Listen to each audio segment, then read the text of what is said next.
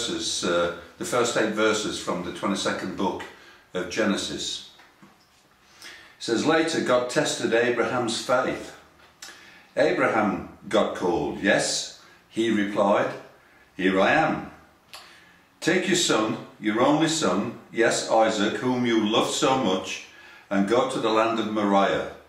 Go and sacrifice him as a burnt offering on one of the mountains which I will show you. The next morning Abraham got up early.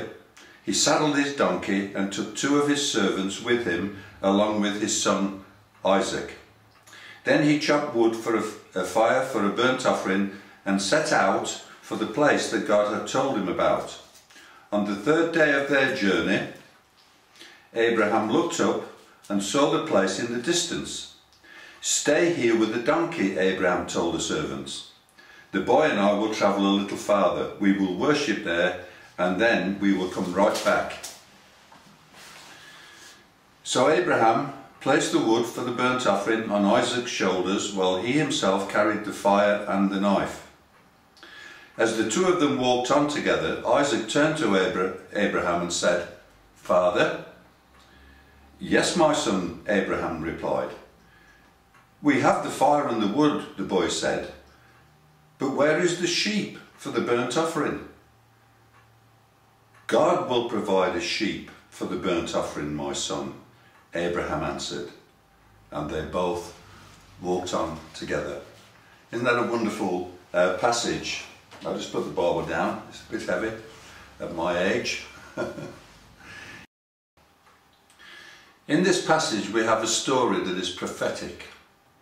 It was customary in the ancient world to offer a sacrifice of sheep or some kind of another animal to God.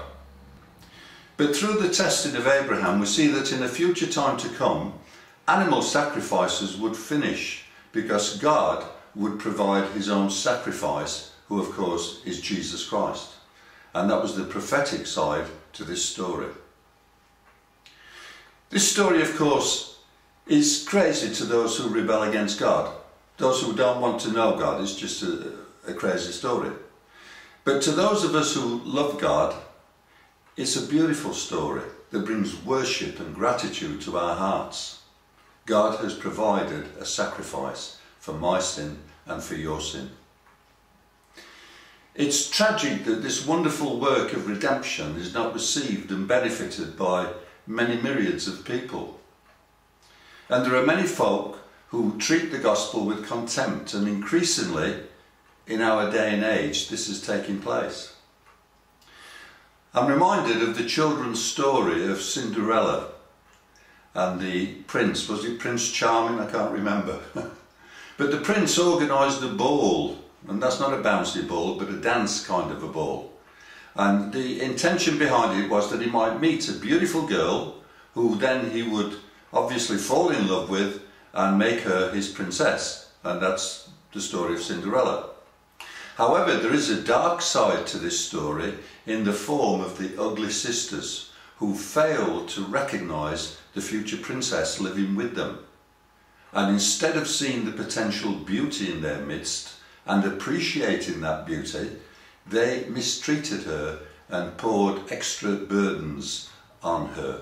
And how like our state in this world today. But the prince had called for a ball, and Cinderella was destined to be at that ball. You know, Christ has organised the ball also. We call it the rapture of the church. And this will be a ball that will last for 7 years in our earth time. And when it's completed, Christ will return to this earth with his bride, that's the church, and he will deal with the ugly sisters.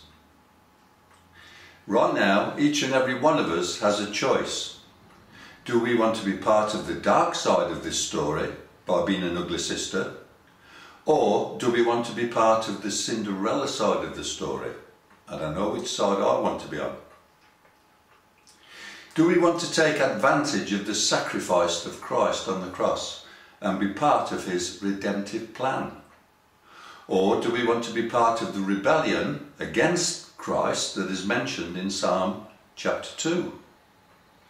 You know, it's remarkable how many of these children's stories have a kind of a similarity with the gospel story, isn't it? There's another story in the Bible that I find very relevant for our country today. When ancient Israel rebelled against God and decided to go their own way, they found themselves being invaded by other nations, and guess what? They lost their sovereignty. Wow, does that ring any bells across England right now? They lost their sovereignty. Who else is like that right now? Not too far away from me, England. Yeah, I think so. I hope you all watched the video of Nigel Farage when he visited Dudley. I put it on the site last week. You see, I belong to the Dudley branch of UKIP, and I film all the main speakers who pass through.